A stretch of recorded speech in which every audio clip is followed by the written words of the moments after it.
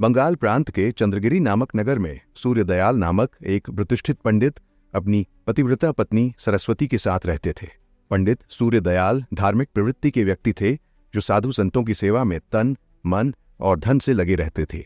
उनकी पत्नी सरस्वती जो रूपवान और पतिव्रता थी, परंतु उनकी एकमात्र चिंता थी कि वे निसंतान थे। इस अभाव ने उनके जीवन में गहरा दुख पैदा कर दिया था। फिर भी वे दोनों निरंतर भक्ति और साधु सेवा में संलग्न रहते थे। बांझ होने के कारण गांव की दूसरी औरतें अपने बच्चों से सरस्वती को दूर ही रहने देती और सरस्वती को यह बातें मन ही मन बहुत चुभती थी। एक दिन गांव की कुछ औरतों द्वारा ज्यादा अपमानित होने के कारण सरस्वती गांव से कुछ दूरी पर स्थित एक शिवलिंग के पास जाकर फुट फुट कर रोने लगी और अपने मन की सारी दुख पीड़ा रो रो कर कहने लगी।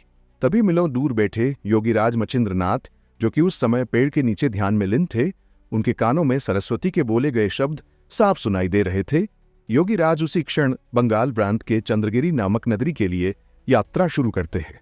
काफी लंबे सफर के पश्चात एक दिन योगीराज मचिंद्रनाथ भिक्षु का वेश धारण कर नगर में प्रवेश करते हैं।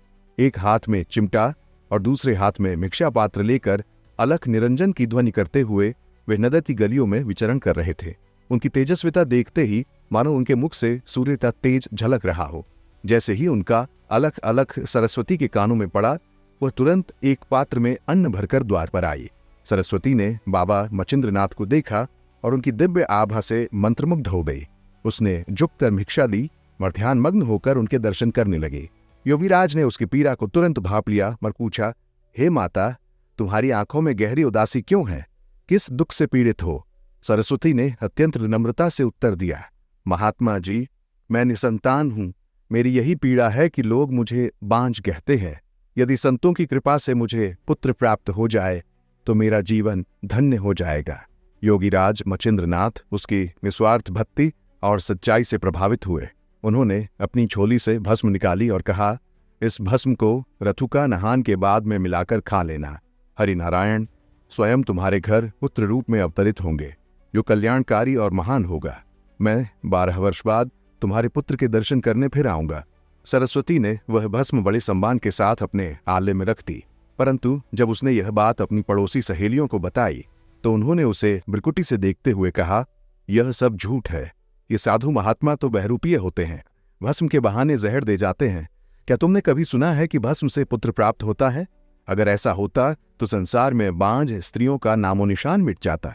सरस्वती सहेलियों की बातों में आ गई और मन में संदेह घर कर गया। अंततः उसने वह भस्म गांव के एक गहरे गड्ढे में फेंक दी, जो कूड़े और गोबर से भरा था। दिन बीतते गए और सरस्वती के जीवन में कोई संतान सुख नहीं आया। 12 वर्ष बीत गए। योगीराज अपनी प्रतिज्ञा अनुसार वैशाख मास की पूर्णिमा तिथि दिन मंगलवार को गुरु मचिंद्रनाथ के बताए समय के मुताबिक वर्तमान के राजस्थान हनुमानगढ़ कोगामेड़ी वेरावल के समीप उस गांव में फिर से सरस्वती के द्वार पर अलख निरंजन का स्वर करते हुए बालक को देखने पहुंच गए। सरस्वती ने उन्हें देखते ही पहचान लिया, परंतु उसे भय हुआ कि कहीं वे पुत्र के बारे में न पूछ बैठे।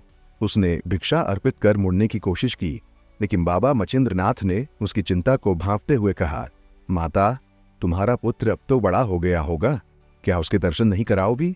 सरस्वती का चेहरा पीला पड़ गया, उसके होंठ कांपने लगे और उसकी आंखों से अश्रु बहने लगे। उसने योगीराज के सामने हाथ जोड़कर सारा विवरण कह सुनाया, गुरुदेव, मैंने आपकी दी हुई भस्म को सहेलियों के कहने पर कूड़े के गड्ढे में फेंक दिया था। मचिंद्रनाथ ने शांत स्वभाव से पूछा, माता, वह गड्ढा कहाँ है? मुझे दिखाओ। सरस्वती उन्हें गांव के उस गड्ढे तक ले गई जहां उसने भस्म फेंकी थी। गुरु मचिंद्रनाथ ने गड्ढे के पास जाकर गंभीर स्वर में पुकारा, सूर्यपुत्र हरिनारायण, यदि तुमने जन्म लिया है तो बाहर आओ। तभी गड्ढे के भीतर से एक कोमल और मधुर आवाज सुनाई दी, गुरुदेव, मैं यहाँ हूं, पर मेरे ऊपर कूड़े और गोबर का इतना ढेर है कि बाहर आना कठिन है।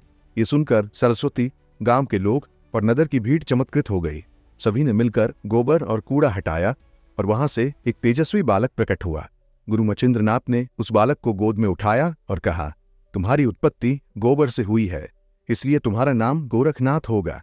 तुम्हारा यश सूर्य के समान जग में फैलेगा। बालक गोरखनाथ अपनी मां की ओर देखता रहा और सरस्वती की आंखों से आंसू रुकने का नाम नहीं ले रहे थे। वह योगीराज के चरणों में गिर पड़ी और करुणा से बोली, गुरुदेव, मैंने मूर्खता की, कृपया मुझे क्षमा करे। गुरु मचिंद्र नाथ ने सरस्वती को शांत करते हुए कहा, माता, अब कुछ नहीं हो सकता। ये तुम्हारे भाग्य का लिखा था। पुत्र, सुख तुम्हारे भाग्य में नहीं था, इसलिए अब प्रभु का गुणगान करो और संतोष रखो। इतना कहकर उन्होंने गोरखनाथ को अपने साथ लिया और उसे नाथ संप्रदाय में दीक्षित कर दिया। दोस्तों, यह थी गोरखनाथ की जन्म कथा, जिसमें भाग्य, संदेह और गुरु की महिमा का अद्भुत संगम है। आशा है आपको यह कहानी पसंद आई होगी। अगले भाग के लिए हमारे चैनल को सब्सक्राइब करना न भूलें।